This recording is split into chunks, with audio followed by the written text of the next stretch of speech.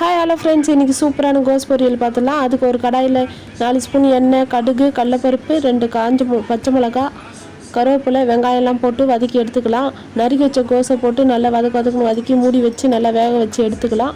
அதுக்கப்புறம் தேங்காய் திருவி போட்டு தேங்காய் எல்லாத்தையும் சாப்பிட்லாம். தேங்காய் திருவி போட்டு கொத்தமல்லி தழை போட்டு இறக்க வேண்டியதாங்க. ரொம்ப நல்லாயிருக்கும். இது டயட்டுக்கு ரொம்ப ஏற்ற காய். இதெல்லாம் அது மட்டும் இல்லைங்க, அடிக்கிற வெயிலுக்கு டெய்லி நம்மளும் சாப்பிடணும். கண்டிப்பாக ட்ரை பண்ணுங்கள் அண்ட் ஷேர் பண்ணுங்கள், சப்ஸ்கிரைப் பண்ணுங்கள். தேங்க்யூ.